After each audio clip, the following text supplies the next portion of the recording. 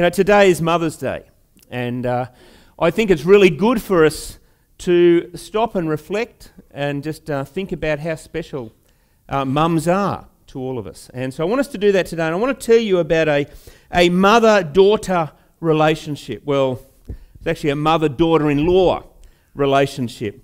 And I want to tell you about a certain young lady who lived in a corrupt and degenerate culture that was hell-bent on doing the wrong thing. Her culture was hell-bent on doing the wrong thing, and yet she always seemed to do the right thing. And God blessed her for it. This young lady is one of just two women, of all the women who've ever lived. She's one of just two women who got to have their name placed as one of the books of the Bible. That's a pretty significant thing, isn't it? I mean, clearly, this young woman, the way she lived her life, impressed God. It impressed God in some way. And I think that we need to look at people who impress God, or who God was impressed with, the way they lived, the choices that they made. And we can learn something, can't we, from somebody like that, the way she lived her life. I think there's something in that for all of us. Who am I talking about? I'm talking about Ruth. I'm talking about Ruth. Well, today as we think about mums, I want to look at the story of Naomi, Ruth, and Boaz, because I believe there is so much in this that the Lord wants to say to us through their story. So let's open the book of Ruth together. The opening words of the book of Ruth are very simple. It says, "In the days when the judges ruled." Probably doesn't mean that much for us, but for the original hearers, in the days when the judges ruled would have meant something fairly significant. See, remember the story of Moses brought the people out of Egypt. And eventually, after some 40 years of wandering in the wilderness, eventually the people cross the Jordan and they come into the promised land, but it's full of all these people, full of all the nations that live there. And God told them to drive out all of the people who were living in the land and to take possession of it. Trouble is that they really didn't do as they were told. People of Israel were disobedient to God, and they let as many people as they could really stay. Because they thought, well, these people, if we've dominated them, they can be our servants, they can be our slaves, they can do labouring for us. And so the Israelites let many of them live there. If we have a look at Judges chapter 2, it kind of unpacks that a little bit and gives us a fuller understanding of what was happening in Israel at this time. Judges chapter 2 verse 11 says, "Then the Israelites did evil in the eyes of the Lord and served the Baals. They forsook the Lord, their God of their fathers, who had brought them out of Egypt. They followed and worshipped various gods of the people around them. They provoked the Lord to anger because they forsook him and served Baal and the Ashtoreth." So that's the background. That is the background of our story. The story of Ruth begins in the days when the judges ruled. In the days where everyone did basically whatever they wanted to do. For the original hearers, they would have immediately understood what that meant. The nation, if you could call it that, was a mess. It really was. Everyone did whatever they wanted. They no longer remembered the Lord. They had forgotten all that he'd done for them and bring them out of Egypt, out of the land of slavery. And they now largely ignored the law of the Lord. So that's the start of our story. Now there's a famine in the land. Work and food were in short supply. But there was work and food not very far away, in the land of Moab. So the story begins with a family, mum and dad, two boys. The mum's name was Naomi, and the father's name was Elimelech. Now Elimelech decided, because of the shortage of work and the famine, he decided to take his family down from the town of Bethlehem. There was somebody else born in Bethlehem. I'm just trying to remember who that was, but it will come to me. There was someone else born in Bethlehem. Anyway, they lived in Bethlehem about 1,000 years before. Just came to me, Jesus. About 1,000 years before Jesus was born, they lived in Bethlehem. And they made their way down the mountain range from Jerusalem. They crossed the Jordan River, and just on the other side was the land of Moab. And that's where they went. Not long after arriving in Moab, it appears that Elimelech came to grief. We're not told what happened. We're just told that he died. And that left Naomi with her two sons, Mahlon and Chilion. Okay, so Naomi goes down there, her husband died, and she's got two little boys. Now, to be a widow at this time was not good. A widow's life was very hard. But at least Naomi had 2 sons to look after her. Well, those boys eventually married a couple of the local girls. Those girls were Ruth and Orpah. But things were going to go from bad to worse, because you see the text says that within 10 years of arriving there in Moab, both of her sons had also died. I mean, things really couldn't have been worse for these 3 ladies. 3 widows, essentially in a foreign land, just trying to survive. Things must have been pretty bad, because eventually Naomi said to her 2 daughters-in-law, she said, this is Ruth chapter 1 verse 8, says, she said to them, "Go back each of you to your mother's home. May the Lord show kindness to you as you have shown to your dead and to me. May the Lord grant that each of you will find rest in the home of another husband." Then she kissed them, and they wept aloud and said to her, "We will go back with you to your people." But Naomi said, "Return home, my daughters. Why would you come with me? Am I going to have any more sons who could become your husbands? Return home, my daughters. I'm too old to have another husband. And even if I thought there was still hope for me, even if I had a husband tonight and then gave birth to sons, would you wait until they grew up? Would you remain unmarried for them? No, my daughters. It's more bitter for me than for you, because the Lord's hand has gone out against me." And at this they wept again. And then Orpah kissed her mother-in-law goodbye. But Ruth clung to her. "Look," said Naomi, "your sister-in-law is going back to her people and her gods. Go back with her." But Ruth replied, "Don't urge me to leave you or to go back from you. Where you go, I will go, and where you stay, I will stay. Your people will be my people, and your God, my God. Where you die, I will die, and there I will be buried. May the Lord deal with me, be it ever so severely, if anything but death separates you and me." And when Naomi realized that Ruth was determined to go with her, she stopped urging her. So the 2 women went on until they came to Bethlehem. And when they arrived in Bethlehem, the whole town was stirred because of them. And the women exclaimed, "Can this be Naomi?" People were amazed to see Naomi again, home after all of these years away. And who's this young woman? Who's this young woman with her? Her dead son's wife, Ruth? A girl from Moab who chose to stay with her mother-in-law rather than returning to her own people? I mean, people with the prospect of a new husband surely would leave, wouldn't they? And all the comforts of living in her own country. Who would do that? You see, Ruth chose the more difficult road. Orpah initially offered to stay with Naomi, but then when she was urged to return to her parents' home, she agreed and left. But not Ruth. Not Ruth. See, Ruth made the more difficult decision. She chose to stay and support her mother-in-law. She chose to become a stranger in a foreign land where she would most likely be rejected and mistreated for the rest of her life. She chose to make Naomi's God her God. She chose the Lord over her own people's idols, even though it was going to be more difficult and more dangerous for her. So the 2 women arrive home just as the barley harvest was beginning. Now, like most people who lived anywhere in the world up until about 200 years ago, they would have known what that meant. But for us, it probably doesn't paint as clear a picture. You see, there was just a couple of weeks in order to gather the food in for the coming months. It was all hands on deck when it was harvest time, particularly back in these days where there's no harvesters, there's no machinery, everything's got to be done by hand. So it is all hands on deck.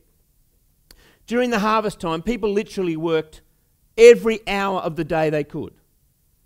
There was just no rest. People would maybe get 4, maybe 6 hours sleep a night during this period, because there was just so much physical work to do. And they arrive in the midst of this, Naomi and Ruth arrive home in Bethlehem at the beginning of the barley harvest. So it's really important that we understand what's happening here. Other people of other centuries would have known a little bit more about this, okay? They would have understood what it meant to wander in to harvest time. You see, it was a dangerous time for women. A very dangerous time. Without a home or possessions to find themselves, in this situation was terrible. The place is full of itinerant labourers. They're scattered throughout the fields, working late into the night. A young woman from another country, without a man to defend her, was in very real danger of being raped, being pack raped. I mean, it was a terrible time to arrive home. At best, she could hope to just be robbed. Yet Ruth knew that they needed food to survive. She needed to go and gather barley. Now, there was this practice known as gleaning. And it's written about in the Bible. Ruth went out gleaning. It's a kind of social security for the poorest of the poor. What gleaning was that people like Ruth were allowed to follow along after the harvesters. So people are out there with a sickle. They're cutting down the crop. It's falling to the ground. They're gathering it up. And in the trail, in the dirt, there's seeds that are left. So the people who are gleaning are picking up the individual seeds and gathering them up. That's what she was doing. I've seen people today gleaning. You go into a big city and you will see people gleaning. They're going through the rubbish bins. They're looking for a half-eaten bit of fruit. They're looking for a Big Mac that's half-eaten. They're looking for anything that they can eat. You see, that's what she was doing.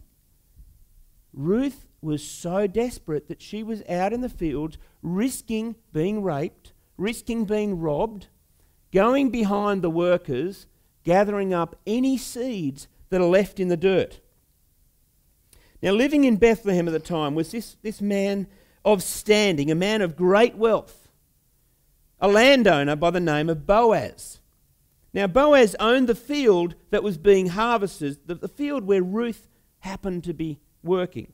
Have a look. Verse 4 says, "Just then Boaz arrived from Bethlehem and greeted the harvesters." Have a listen to what he says. He says, "The Lord be with you."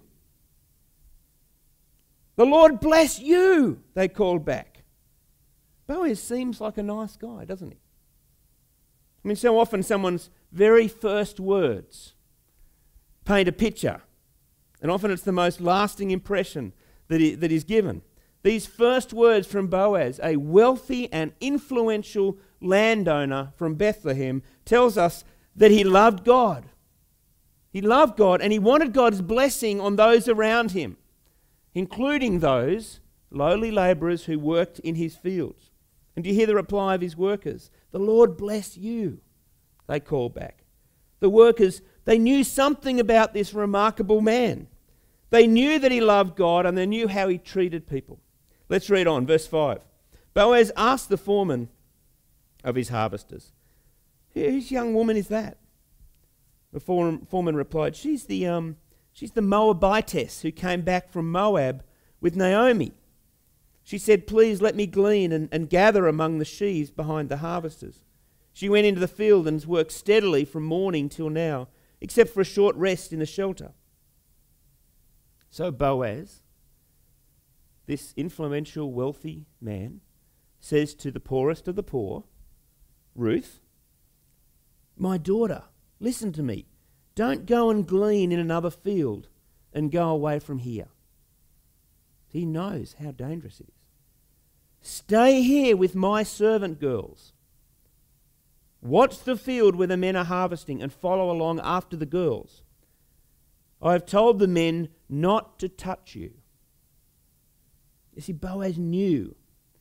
He knew these were dangerous times for a young girl, particularly a young widow from another country, and he used his power and his influence to protect her. And then he says, "And whenever you're thirsty, go and get a drink from the water jars the men have filled." And at this, she bowed down with her face to the ground. She exclaimed, "Why have I found such favour in your eyes that you notice me, a foreigner?" And Boaz replied, "I've been told all about what you've done for your mother-in-law since the death of your husband, how you left your father and mother and your homeland and came to live with a people you did not know before. May the Lord repay you for what you have done. May you be richly rewarded by the Lord, the God of Israel, under whose wings you have come to take refuge." Now, if you read on, you'll discover that Boaz then invites Ruth to continue to gather food in his fields. He invites her to eat with his servants. And he even instructs his workers to ensure that there's plenty of grain left for her to pick it up. It's a beautiful little spot, that, isn't it, in the story? He says, just make sure you leave some behind for her to gather. Well, it didn't take long for the news to get around about what Ruth had done for her mother-in-law, Naomi. See, it was an extraordinary thing. It was an uncommon thing that she'd done. She acted in a very unusual way. She'd put another's needs ahead of her own. She'd come to live in a foreign land and was working hard to get what she needed to support both herself and her mother-in-law. I said to you earlier that I believe God wants to say something to us about the kind of people who impress him, who he's pleased with. What are the values that are important to God, and why did God put this little book in the Bible? Why did God allow this ancient story? And believe me, it is ancient. It is ancient. These events happened more than 3,000 years ago. Why did God allow this story to remain, to stand the test of time? What does God want to say to us about Ruth and Naomi and Boaz? Well, the first thing is that God seems to be impressed with those who put the needs of others ahead of their own. God seems to be very impressed and very pleased when people put their own needs aside. They put the needs of others ahead of their own. More than 1,000 years after those events, the Apostle Paul wrote to Christians living in Philippi. He said, "Do nothing out of selfish ambition or vain conceit, but in humility consider others better than yourselves. Each of you should look not only to your own interests, but also to the interests of others." See, that's what impressed God about Ruth. And clearly it impressed Boaz as well. Now, back in Moab, where it would have been so easy to just walk away from her mother-in-law, Ruth said, no matter what happens to you, I will not leave. I will stick with you through thick and thin. Whatever happens, we will be there together, you and me. See, it's all about faithfulness. Faithfulness. It's a word you see a lot in the Bible, but it's a word that is so rarely spoken today. Is it not? It's almost dropping out of the English language. Faithfulness. Ruth was faithful. Faithfulness is one of the qualities of God. To be faithful is to be like God. That's why for me faithfulness is just such an important quality, because it's important to God. As a leader in a church, we have lots of people who from different times want to come and be involved. And that we want everyone to be doing something, to be involved. But I also know that there's some really key things that we need to see. So, if somebody comes to me and says, hey Murray, I'd really like to join the worship team. Or I want to start doing some preaching. Or I want to lead a small group. Or I want to join the management executive, or whatever. One of the first questions I'm going to ask myself about that person revolves around the issue of faithfulness. Have they been faithful? Have they been faithful up to this point in their walk with the Lord? It's very important. Have they been faithful in small things? Something very small, like coming to worship regularly. See, the Bible says that. We should come and worship regularly. If somebody comes, I can't tell you how many times I've had somebody come to me and say, I want to be on the worship team. I want to be up the front singing. But you look at their record and you think, well, obviously it doesn't matter to you that much coming to church because you don't come that often, but you want to be up here. Faithfulness really matters. Are they faithful to their friends? Are they faithful to the Lord when they're at school or at work? Are they faithful when they're at home with their family?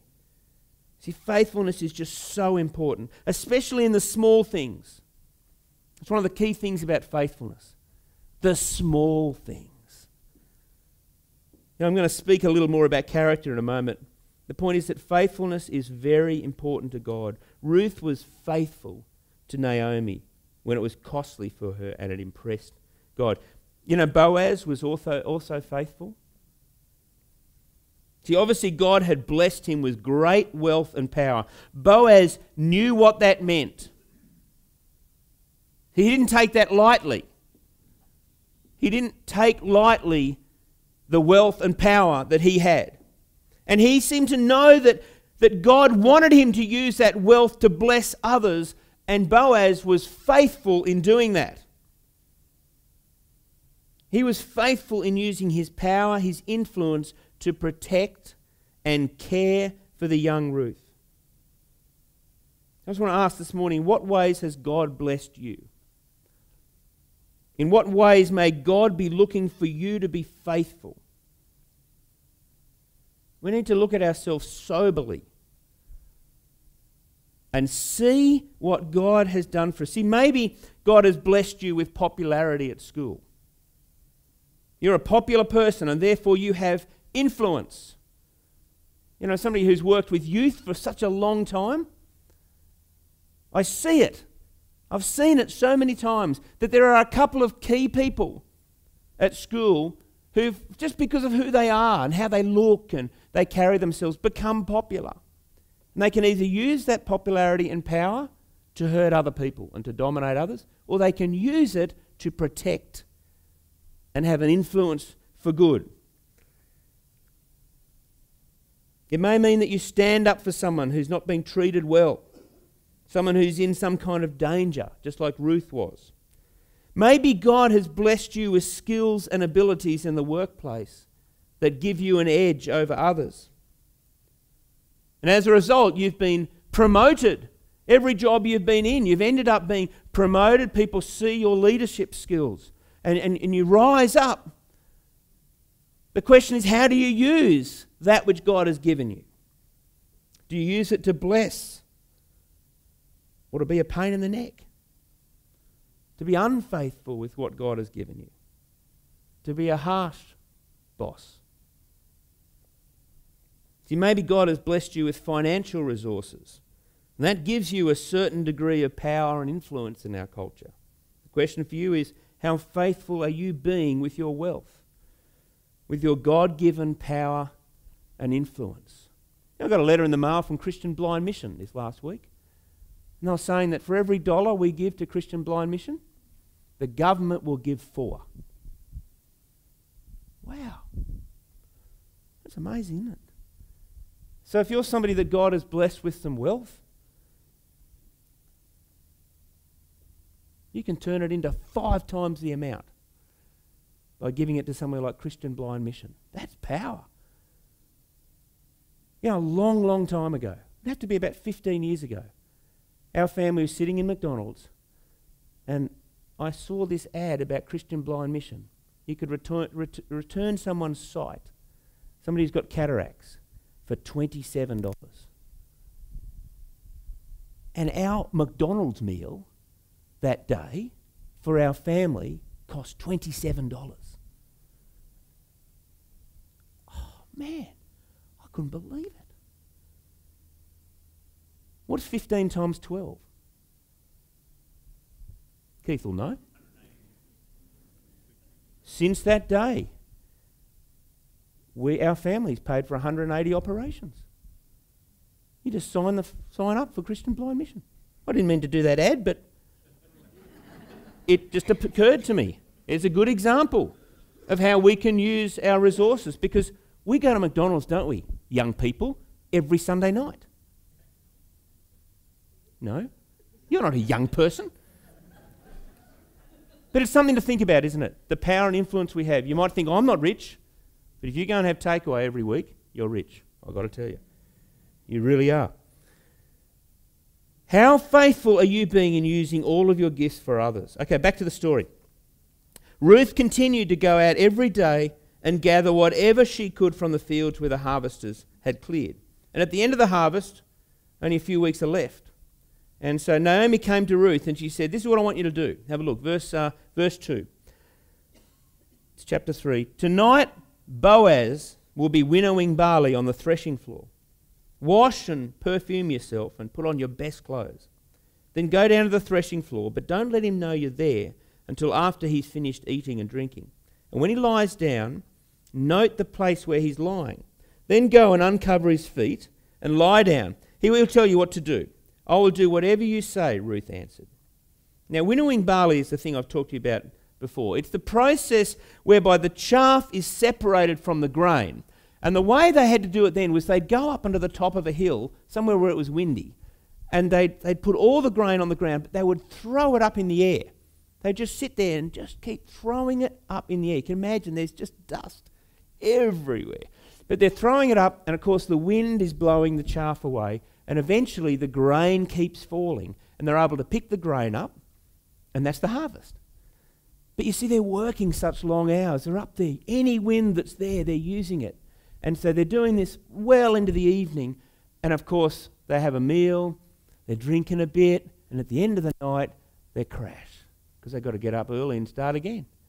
And that's what's happening. They're there and they lie down, and Boaz goes to sleep. But I want you to see, it was a risky thing for the young girl to do. But it seems that Naomi took a chance on Boaz and Ruth, on their good character. You see, the elderly lady had observed and she saw. Now, by uncovering his feet and lying down at his feet, Ruth is really offering herself to Boaz as his wife. But I want you to notice what Boaz does. I want you to notice the way that his character dictated his actions more so than his passions, more so than his desires. You see, his character is driving what he does rather than his passions, his desires. It is the middle of the night. They are out in the country. A young woman, remember, he's probably the most powerful man in the region. A young woman, a woman who wasn't a virgin.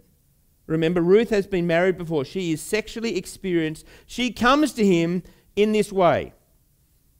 And they live in a time in Israel's history when it seems that few would have worried what on earth Boaz did to this poor servant girl from a foreign land. In fact, people would have expected him to do whatever. But I want you to notice that Boaz and Ruth did the right thing on all accounts. Verse 7, when Boaz had finished eating and drinking and was in good spirits. In our Australian vernacular, the word that starts with P, which I won't say, but that's where he was. He was in good spirits, and he went over to lie down at the far end of the grain pile. Ruth approached quietly, uncovering his feet, and lay down. In the middle of the night, something startled the man, and he turned and discovered a woman lying at his feet. "Who are you?" he asked. "I'm your servant Ruth," she said. "Spread the corner of your garment over me, since you are a kinsman redeemer." Kinsman redeemer. What's that? Well, in the customs of the day, see, we need to understand this. If the man dies, the woman is so vulnerable. The custom of the day was that the man's brother had the responsibility to marry her. He was the kinsman redeemer. But you see, coming with the woman came some baggage. Land, servants, debts. So sometimes people would say, "Oh, I don't want the pretty young girl because she comes with a whole lot of baggage." all the dead bloke's debt as well. You see, so God set this up because he knew what would be terrible for the young girl was to have the debt. So the kinsman redeemer could save her. So it was this kind of thing where sometimes it would be good, sometimes it would be not so good. Now Boaz is a kinsman redeemer because Ruth's husband was originally from that town. That's where he grew up. That's where the family were originally from.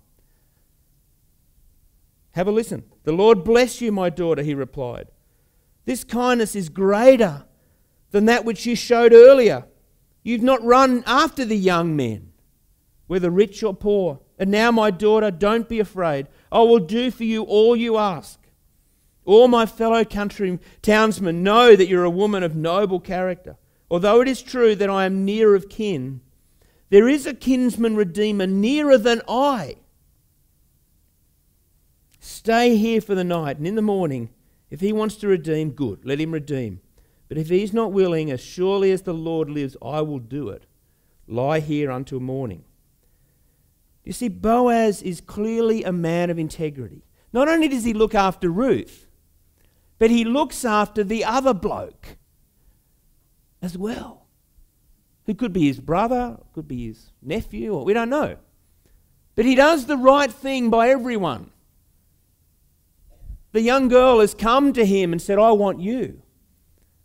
But Boaz says, "Well, that's okay, that's wonderful." And he says, what a blessing that is.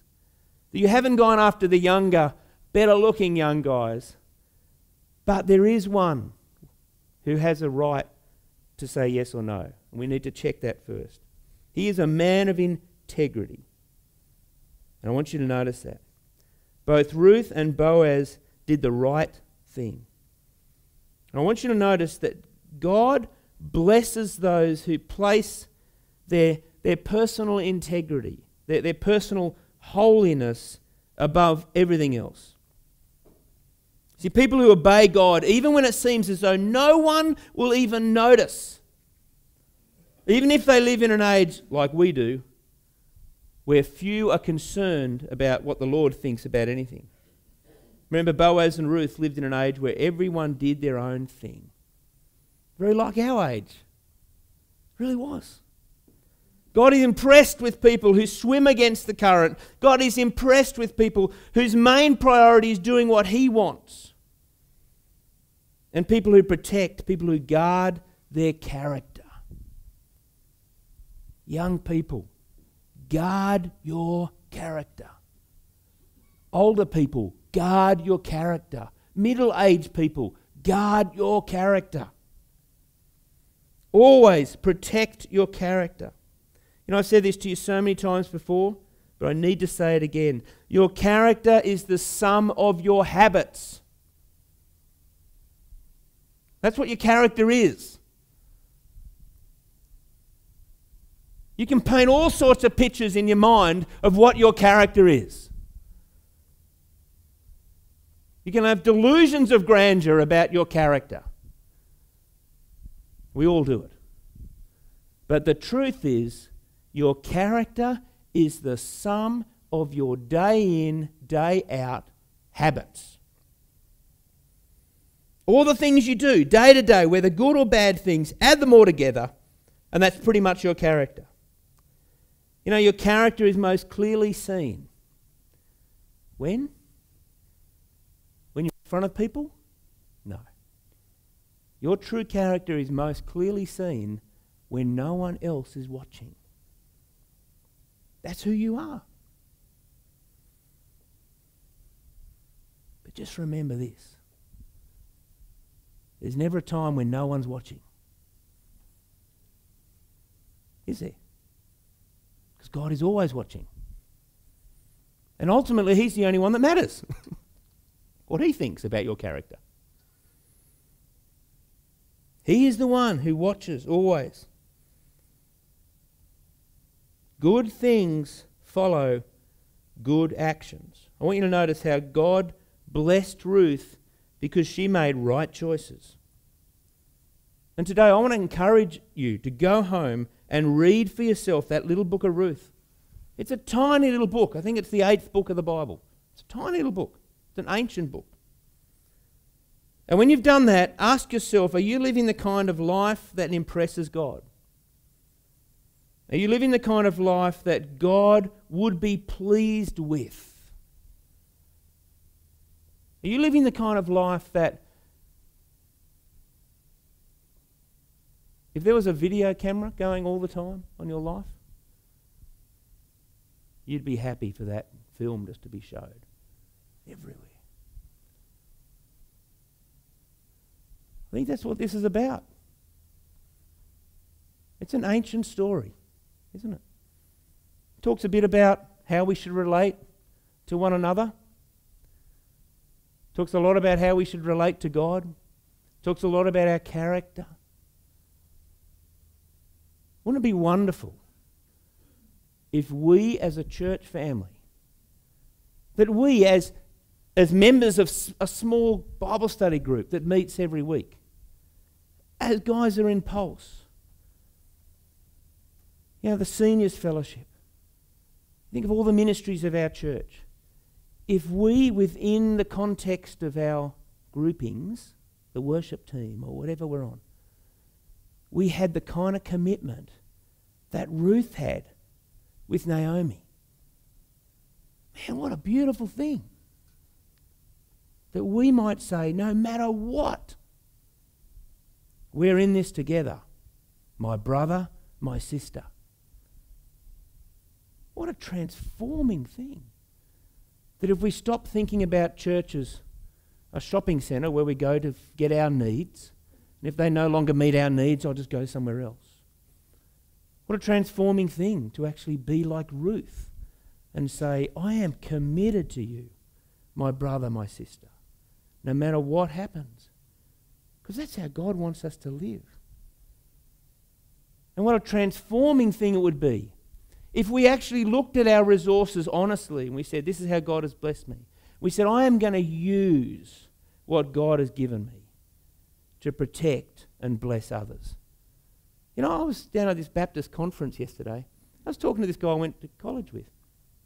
We're talking about shepherding churches because he's now pastor of the church I grew up in, French's Forest.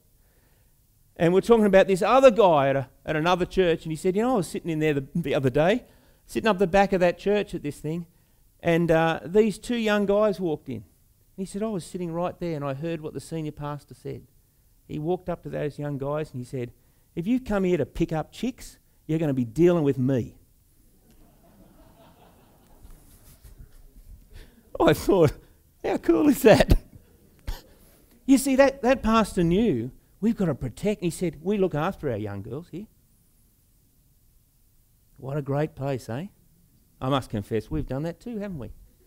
I've done that. Throw them in the back of your car, put them in the boot, take them up in the bush. You treat these young girls, you'll be dealing with me. No, I haven't done that. I just realised it's on the camera. That's going up on the web. I'll be up on charges. I just want to state that clearly. I have never put a young person in the boot of my car.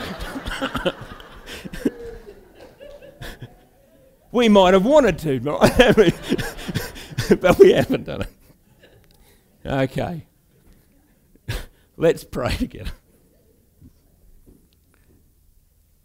Lord, it's good to laugh about these things. It's good to laugh on Mother's Day and just to celebrate being together. But Lord, there is a serious side to this, and I pray that we would take that so seriously, that what your word says about our character and the way we live. And I pray we would all leave here today changed by this beautiful ancient story about a mother-daughter relationship. We pray this in Jesus' strong and mighty name. Amen.